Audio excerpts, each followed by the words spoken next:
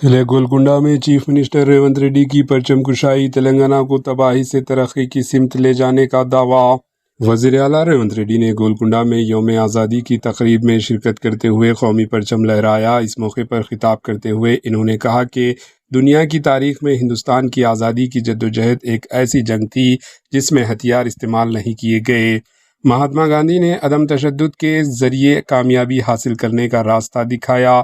Chief minister Revanth Reddy نے کہا، سابق پرائم منسٹر جواہر لال نہرو نے ملک کی ترقی کے لیے مضبوط بنیاد رکھی۔ آج تلنگانہ کو تباہی سے ترقی کی سمت لے جانے کی کوشش کی جا رہی ہے۔ انہوں نے کہا کہ سابقہ حکومتوں نے سبز انقلاب، سفید انقلاب اور نیلا انقلاب کے ذریعے مختلف شعبوں کی جامع ترقی میں اہم کردار ادا کیا۔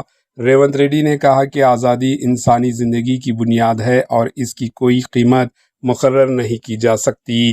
عوامی حکومت کے اقتدار میں آنے کے 42 مہینے کے دوران ریاست کے متاثرہ نظام کو ایک ایک کر کے ٹھیک کیا جا رہا ہے اور تلنگانہ کے مستقبل کے لیے ضروری منصوبہ بندی کے ساتھ آگے بڑھ رہے ہیں۔ انہوں نے کہا کہ حکومت فلاحی اسکیموں کو صرف اخراجات یا ووٹوں کے نقطہ نظر سے نہیں دیکھتی، بلکہ اس میں انسانیت، غریبوں کی تعین ذمہ داری اور ان کی زندگیوں میں خوشی لانے کی خواہش شامل ہے۔ انہوں نے دعویٰ کیا کہ 42 ماہ کی حکومت کی محنت کے رزلٹ اب سامنے آ رہا ہے، جس کی ایک مثال تلنگانہ کی فی کس آمدنی میں اضافہ ہے۔ ریاست کی فی کس آمدنی ملک کی فی کس آمدنی سے 91% زیادہ ہے۔ Bureau report, AHN news.